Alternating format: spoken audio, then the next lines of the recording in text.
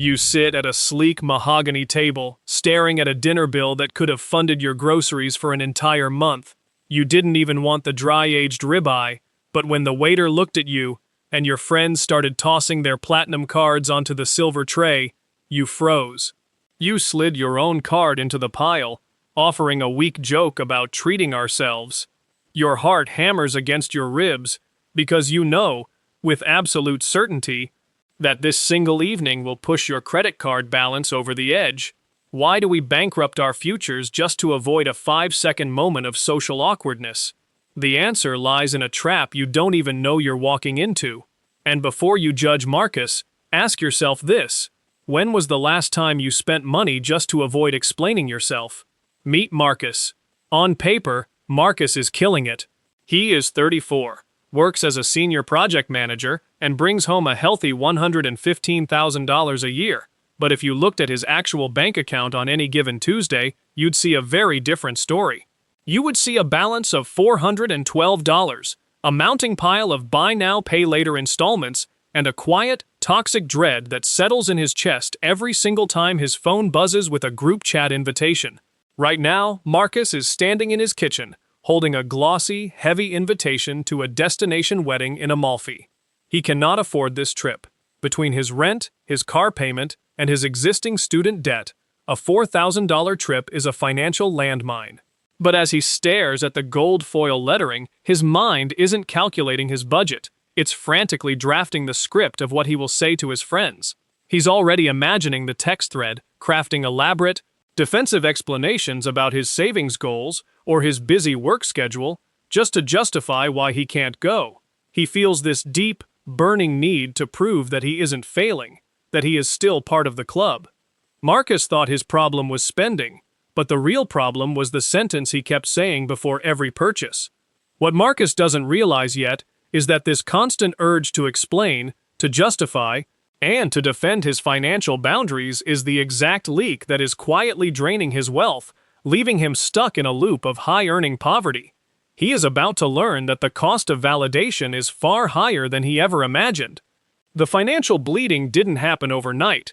It escalated in subtle, agonizing waves that chipped away at Marcus's freedom. First came the social invitations where he tried to set boundaries but failed because he explained too much. When his friend Jessica invited him to a luxury wellness weekend, Marcus tried to decline by saying, "I'm really trying to rebuild my emergency fund right now, so I should probably skip this one." But by giving a concrete reason, Marcus unknowingly invited Jessica to negotiate. Jessica countered, "Oh, don't worry, we can split the Airbnb 3 ways, and you can just skip the spa treatment. It'll be super cheap." Because Marcus had opened the door with an explanation, he felt cornered. He agreed, spent $900 he didn't have, and felt a deep resentment the entire weekend. This was wave 1. Then came wave 2, the professional identity trap. Marcus received a major promotion, bumping his salary to $130,000. But instead of this raise buying his freedom, it bought him a new set of expectations. He leased a brand new electric SUV, justifying the $800 monthly payment as essential for client impressions. He upgraded his apartment, telling his friends it was necessary for his mental peace. Every single upgrade was a verbal defense contract he signed with the world to prove he deserved his seat at the table. By the third wave, the emotional and physical stakes became unbearable. Marcus was now carrying $28,000 in high-interest consumer debt. He started waking up at 3 in the morning, his heart racing, staring at the ceiling as he mentally calculated which bills he could delay. His physical health began to deteriorate. He suffered from constant tension headaches and chronic fatigue from the heavy pressure of performing success. The final, most painful wave hit during a holiday gathering. Marcus's cousin asked why he hadn't bought a home yet, noting that renting is just throwing money away. Instead of smiling and changing the subject, Marcus launched into a desperate 10-minute lecture about market volatility and his investment portfolio, trying to prove he was financially savvy. But as the words left his mouth, he saw the pity in his cousin's eyes. The explanation made him look defensive and insecure. His cash flow was dry, his credit lines were maxed, and his self-worth was completely depleted. He was trapped in a tragic paradox, working 80 hours a week to earn money he didn't keep, to impress people he didn't even particularly like, all while delivering constant speeches to justify his choices. He had become an actor in his own life, reading from a script written by other people's expectations. He was spending real, hard-earned money to buy temporary relief from his own deep-seated insecurity, yet the silence he desperately craved remained entirely out of reach. One rainy Thursday evening, sitting in his dimly lit living room surrounded by unpaid bills, Marcus reached his breaking point. He looked at his bank statement and realized a terrifying truth. His explanations were costing him exactly $3,200 a month. It was as if every explanation came with an invisible invoice: approval, status, belonging, and avoiding awkwardness. That was the premium he was paying to maintain his social cover. In that moment of absolute clarity, he decided to run a radical experiment. He would stop explaining himself completely. This shift was built on a profound, counterintuitive insight that he called the explanation tax. Marcus realized that whenever you offer a reason for your financial choices, like saying you can't afford something because you're saving for a house, you are not actually setting a boundary. You are presenting a business proposal open for negotiation. You are giving the other person a set of variables they can solve to get you to spend your money. If you say, "I can't go to dinner because I'm on a budget," their brain immediately searches for a workaround, like suggesting a cheaper restaurant or offering to split the bill differently. But when you remove the explanation, you reclaim your sovereignty. To understand why this is so powerful, we have to look at how our minds actually process financial transactions. Your brain sets off a tiny alarm bell every time real money leaves your hands, a physical ping of discomfort designed to protect your resources. But when you are caught in the social comparison loop, the fear of social exclusion overrides this safety signal. To quiet that fear, we pay the explanation tax.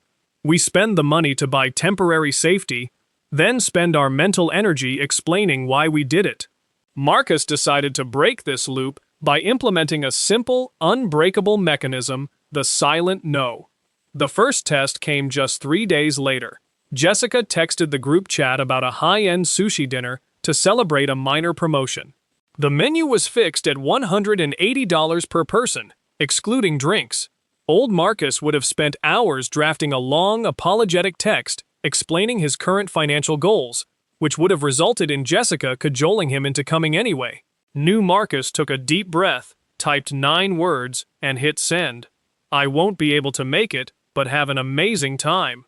No excuses, no explanations, no apologies." The group chat went quiet. For 20 minutes, Marcus's heart raced. He felt the heavy, suffocating urge to follow up with a text explaining why, to mention his car insurance or his savings plan. But he forced himself to sit with the discomfort. And then, something miraculous happened. Jessica replied, "No worries. We'll miss you." That silence felt unbearable for 20 minutes. But it taught Marcus something most people never learn. A boundary only works when you stop decorating it with excuses. That was it. The world didn't end. His friends didn't cast him out. By refusing to explain, he had closed the door to negotiation. He saved $250 in a single evening, but more importantly, he saved his mental energy. With this new freedom, Marcus established what he called his sovereignty runway. He set up a separate, unlinked bank account at an entirely different institution. He didn't download the app for this new bank, and he tore up the debit card when it arrived in the mail. He automated a transfer of $1,500 every single month directly into this account, right on payday, before he even had a chance to see it. He treated this money as completely non-negotiable, a silent tax he paid to his future self.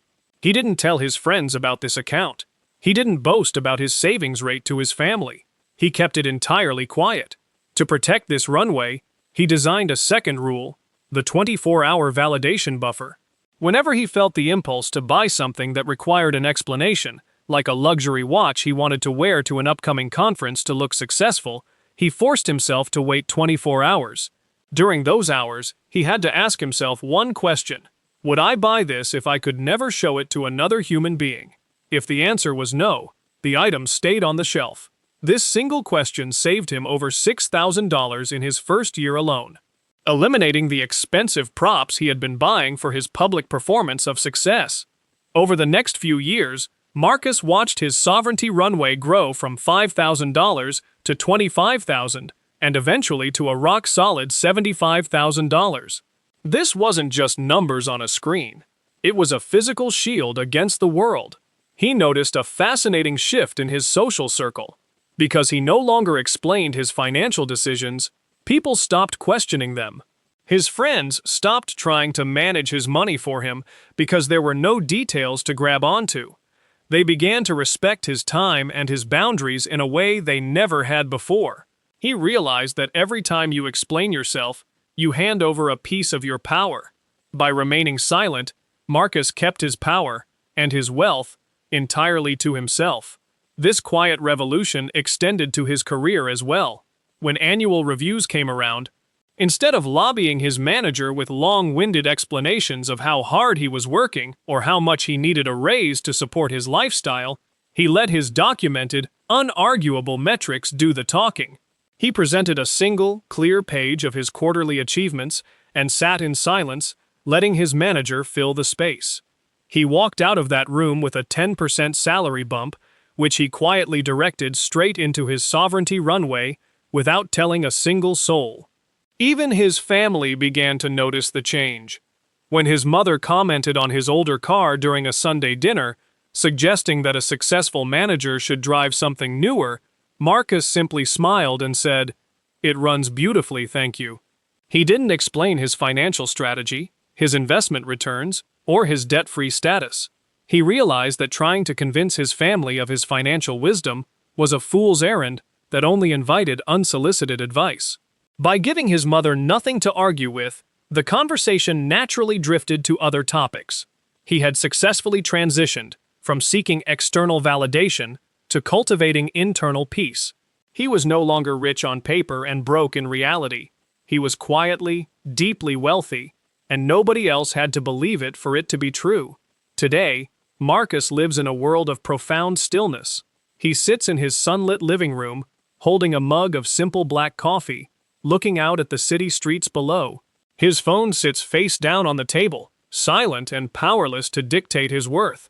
He still hangs out with his friends, but the dynamic has completely changed. He joins them when he wants to, declines when he doesn't, and offers no defense for either choice. His net worth has quietly crossed the six-figure mark, not because he got lucky in the market, but because he stopped paying the heavy tax of other people's opinions. The lesson Marcus learned is one that can unlock your own financial freedom starting today. Wealth is not what you spend to show the world. It is the quiet confidence of knowing you don't have to show them anything at all. Stop explaining. Stop defending. Build your fortress in silence. What was the most expensive yes you ever gave? Just because saying no felt too uncomfortable. This video is for educational purposes only and is not financial advice. Outcomes vary based on your situation.